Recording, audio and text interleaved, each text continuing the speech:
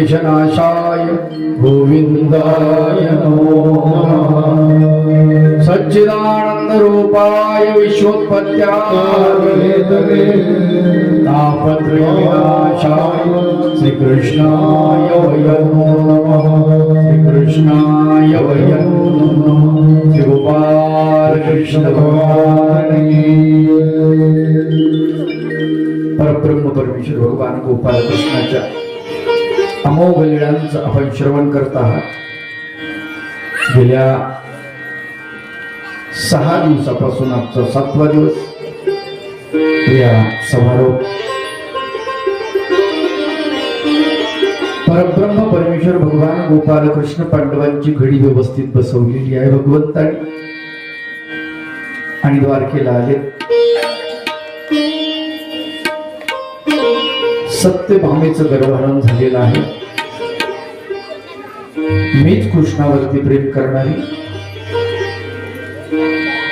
माझ्यावरच कृष्णाचं जास्त प्रेम असावं अशा प्रकारचा हट्ट करणारी हट्टी आहे। पण जेव्हा रुक्मिणीनं तुलसीचं दल टाकून छोट पान टाकून भगवंताची तुला केली आणि भगवंताचं पारडं हलकं भरलं आणि ते पान जड भरलं, ते तुलसीचं पान होतं म्हणून जड भरलं असं नाही, रुक्मिणीची भक्ती होती म्हणून जड भरलं। अशा प्रकारे कथा काल आपण ऐकलेली आहे। पांडव वनवासाला गेले।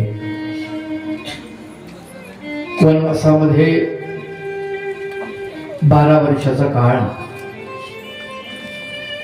कंदमुळं आणायची, ते शिजवायचे आणि ते खायचे। खर तर पांडवांचे हाल आहे विचार जर केला। प्रत्यक्षात भगवंत पाठीराखा असून सुद्धा त्याचं कारण फार महत्वाचं आहे। पांडवांच्या अंतःकरणात भगवंताची भक्ती आहे हा भाग निराळा। आणि कोणी सांगितलं तुम्हाला भगवंताची भक्ती केल्यानंतर आपल्यावर संकट कमी येतात असं कोणी सांगितलं? असं नाही आहे। संकट आपण जोडलेले असतात, ते आपल्यावर येतात। भगवंताची भक्ती आपण करत असताना ते संकट झेलण्याची ताकद मात्र आपल्यामध्ये निर्माण होते। असं जर असतं तर परब्रह्म परमेश्वर भगवान गोपाळ कृष्णाने अर्जुनाला गीता निरूपण केली, त्याला सांगितलं असतं गीतेचं पारायण कर, कौरव पटापट मरतील आपोआप। असं काही झालं नाही। भगवंत म्हणाले तुला युद्ध करावं लागेल, ऐका। 12 वर्षाच्या वनवासामध्ये त्यांचे भरपूर हाल झालेले आहेत। पर्णकुटीमध्ये राहिले, झोपडीमध्ये राहिले।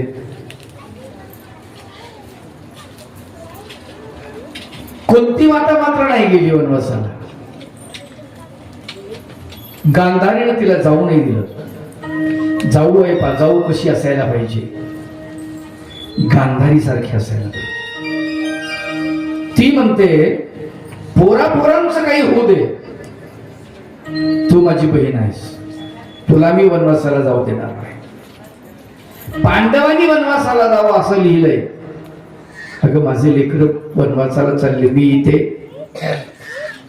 तुला कसं राहायचं ते तू ठरव, पण इथेच राजमहालात तुला, कारण तू गेल्यानंतर मला कोण आहे इथे। आणि कुंती राजमहालातच राहील।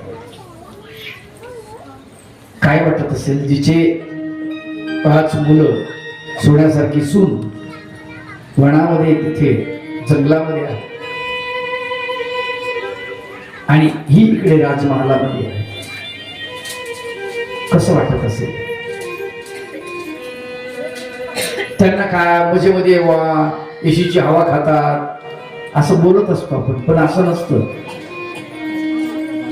जे आपल्याला दिसतात ना सुखामध्ये आहेत, त्यांना जे दुःखात दिसतात त्यांच्यापेक्षा प्रचंड त्रास असतो, कळत नाही.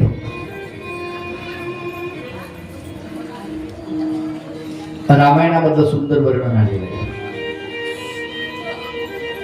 रामचंद्र वनवासाला जातात, सीता सोबत असते, लक्ष्मण सोबत असतो. पण लक्ष्मणाची जी पत्नी आहे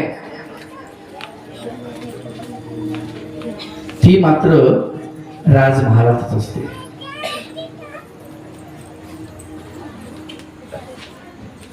लक्ष्मणाची जी पत्नी आहे ती राजमहालामध्ये असते, जिचं नाव उर्मिला. तिला वनवास नाही का? आहे. सीता सोबत आहे. रामचंद्राला ठेस लागली, तिचं अंतकरण दुखतं, कळतं, आमने सामने है, पता चलता है कितने तकलीफ है रामचंद्र. सीता को पता चलता है, लेकिन लक्ष्मण कौन से तकलीफ झेल रहे हैं, कौन से परेशानी में है, उर्मिला को पता नहीं चलता. ती मनात कुडत असते.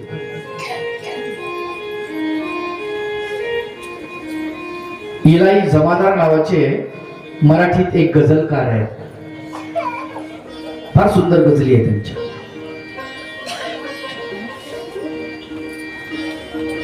आणि भीमराव पानसळ्याने त्यांची ती गझल गायलेली आहे. फार सुंदर गझल आहे.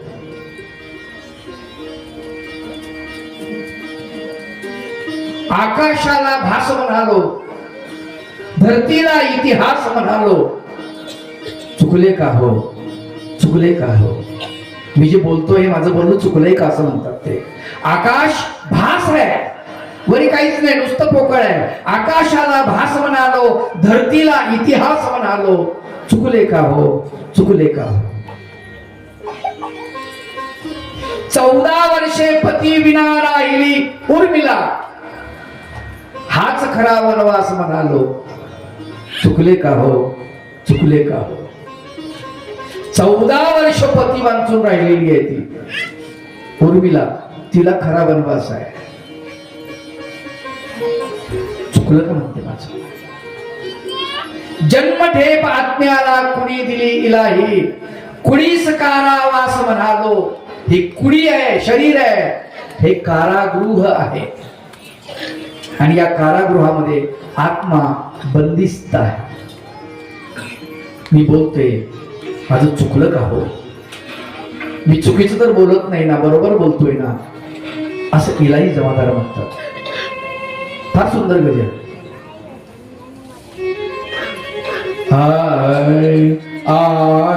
आकाशाला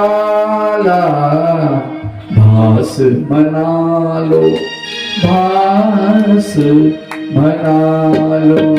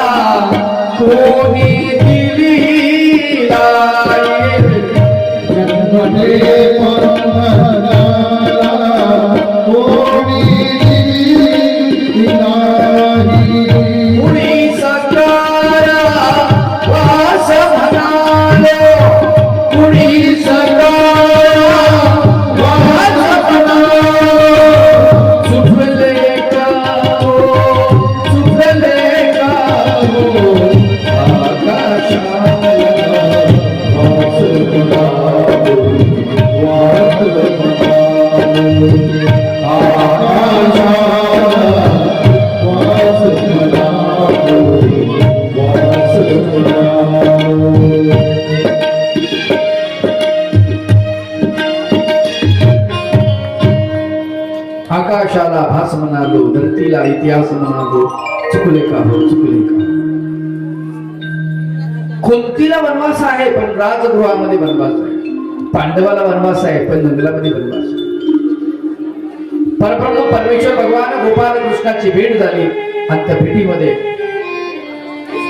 भगवंताला सूर्याकडून थाळी दिली त्यांना, आणि ती थाळी दररोज अन्न प्रसवायची. दररोज दिवसभर जेवढं पाहिजे तेवढं अन्न त्याच्यातून निघायचं. संध्याकाळी धुवून ठेवली की काही निघत नव्हतं. अशा प्रकारचं त्यांचं दररोजचा दिनक्रम चाललेला आहे. परब्रह्म परमेश्वर भगवान गोपाल कृष्ण त्यांच्यावर बारीक नजर ठेवून होते. पण इकडे द्वारकेमध्ये भगवान गोपाल कृष्ण राज्य करीत होते. बलराम दादा भगवान गोपाल कृष्ण 16,108 भगवंताच्या पत्न्या राण्या ज्यांना म्हणू आपण. भगवंत द्वारकेत सिंहासनावर विराजमान आहेत. रुक्मिणी देवी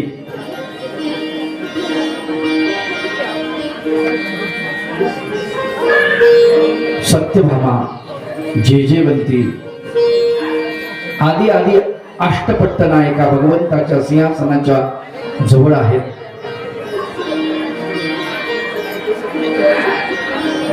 बोलू नका, शांततेत बघा.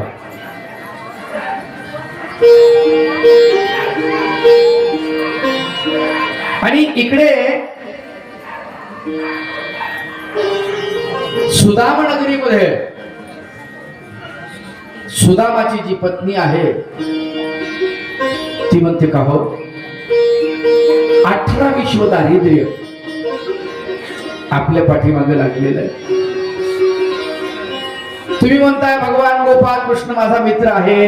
अरे तो द्वारकेचा राजा आहे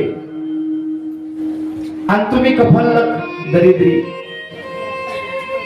पावर त्याची सोन्याची नगरी आहे. त्या सोन्याच्या नगरीतला एक सोन्याचा दगड जरी आपल्याला दिला तरी आपलं दारिद्र्य नष्ट होईल. म्हणले जा त्यांच्याकडे. सुदाम म्हणतात अगं वेडी आहेस का, तो राजा आहे आणि भगवंत आहे, मी त्याचा भक्त आहे. भगवंताला कुठं मागत असतात का? अरे जो मागतो त्याला भक्त म्हणत नाही. आपलं तर सतत मागणं सुरू असतं, सतत मागत असतो आपण. देवाला विडा ठेवला की काही ना काही मागणं असतं आपलं.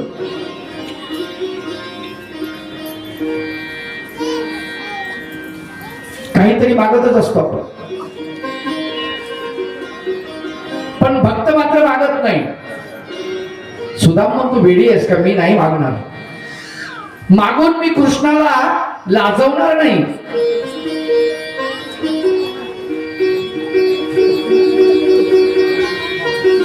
त्याला लाज वाटेल ना मी मागितल्यानंतर.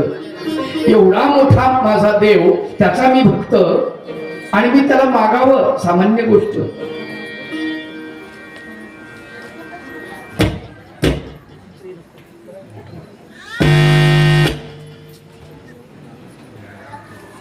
हो हो हो. त्याला कसं मागावं? नाही मागणार. शेवटी सुदामा हा जायला निघतो. ती म्हणते ठीक आहे, ती खूप आग्रह करते. सुदामा म्हणतो ठीक आहे जातो मी, परंतु एक काम कर. अरिक्त हस्तेन पश्यन्ति राजानां देवता गुरु. राजा, देवता आणि गुरु यांना रिकाम्या हाताने भेटू नये. सुपारी तरी द्यावी, काहीतरी द्यावं, काहीतरी. राजा, देवता आणि गुरु म्हटले. तो एक तर राजा आहे आणि तो गुरु पण आहे. कृष्णम वंदे जगद्गुरुम. आणि जगाचा गुरु आहे म्हटले, आणि त्याला रिकाम्या हाताने कसं भेटावं? आता हिच्याजवळ काहीच नाही, काय करावं? शेजारच्या घरी गेली. काकू थोडे पोहे देता का?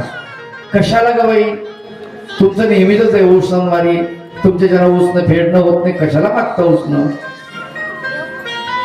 सुदाम त्या काळातला शिक्षक आहे, लक्षात ठेवा.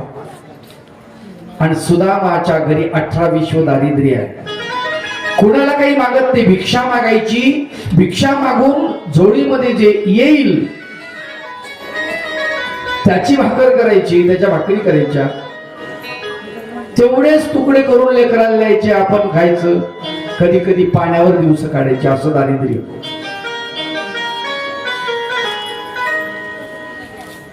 18 विश्व दारिद्र्य त्याच्या नशिबी बाळ. फार सुंदर वर्णन करतात वामन पंडित, मोरोपंत. पाहत्या सुदाम भाळी विधीने लिहिले की भीक मागावे. त्या लिखिता ते खोडून हरीने लिहिले न भीक मागावे. भगवंतानी त्याच्या भाळावरती लिहिलं, भीक मागणे भाळावरती लिहिलं, कपाळावरती. भगवंतानी ते खोडलं, न भीक मागावे असा बदल केले. भगवंताची कृपा झाल्यानंतर काहीही होऊ शकते. अंगावर वस्त्र, गाठी गाठीचं धोतर, गाठीचं उपरण, फाटकी वस्त्र आहेत, जीर्ण झालेली वस्त्र, त्याचं वर्णन करतात. सुदाम चौक नावाचं सुंदर असं प्रकारचं काव्य महानुभावांच्या आरतीच्या पुस्तकामध्ये आहे.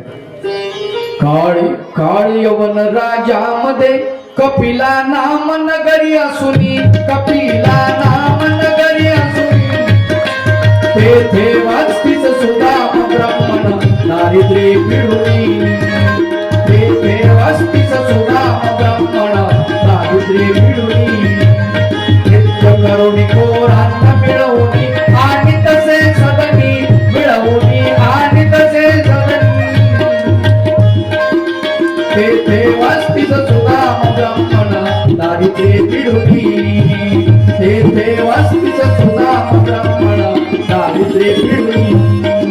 वस्त्र धडतन लपवायासी, वस्त्र धडतन लपवाया, वस्त्र धडतन लपवायासी, वस्त्र धडतन लपवायासी. ग्रंथी पडल्या स्त्री वसनासी, ग्रंथी पडल्या स्त्री वसनासी. फुले दिसती केवळ वनवासी, फुले दिसती केवळ वनवासी. अवलोकुडी तो झुरे मानसी, अवलोकुडी तो झुरे मानसी. काळयवन राजामध्ये कपिला नाम नगरी असुनी, कपिला नाम नगरी असुनी, तेथे वस्तीस सुदाम ब्राह्मण दारिद्र्य पिढुनी, तेथे वस्तीस सुदाम ब्राह्मण दारिद्र्य पिढुनी, तेथे वस्तीस सुदाम ब्राह्मण दारिद्र्य पिढुनी.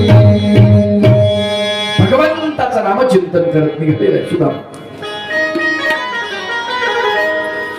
परब्रह्म परमेश्वराचं नामचिंतन करतो आणि नामचिंतन करतो द्वारकेकडे निघालेला आहे. श्री कृष्ण गोविंद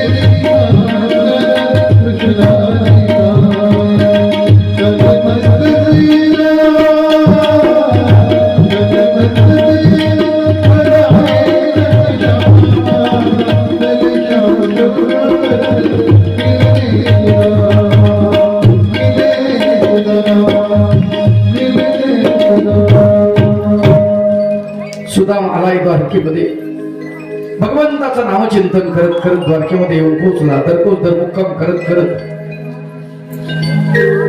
अंगावरती फाटकी वस्त्र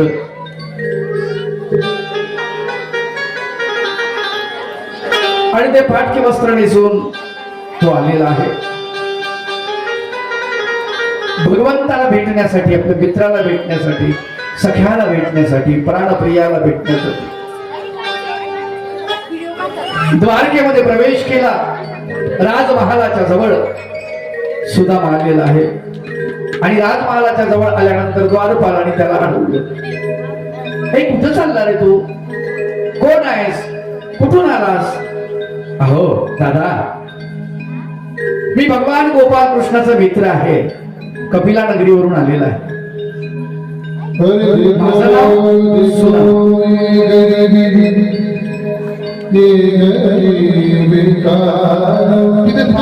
थांबा थांबा 2 मिनिट, तिथेच थांबा. मी सांगतो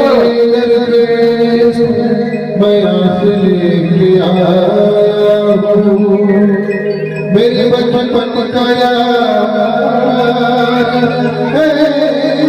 मेरा यही सोच मेरे मन आज लेके हरिद्वार मानो कन्हैया के दो द्वार मालो कन्हैया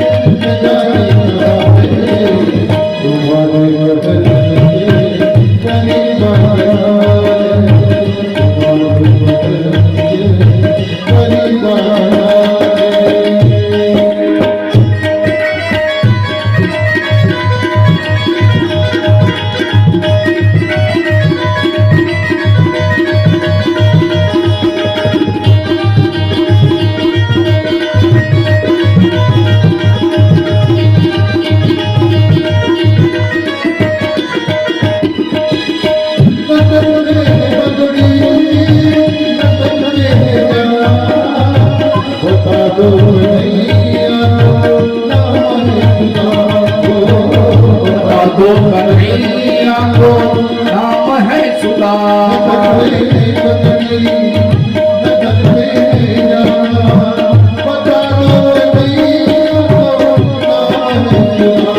लगन पे है पगड़ी लगन पे है जामा बता दो कन्हैया को नाम है सुधा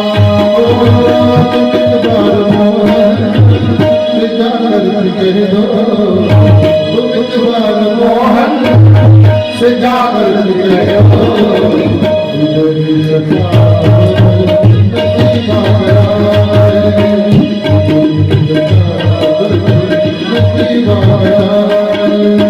हरे द्वार पालो कन्हैया से कह दो हरे द्वार पालो कन्हैया से कह दो चतर पे सुना करीबा गया रे चतर पे सुना करीबा गया रे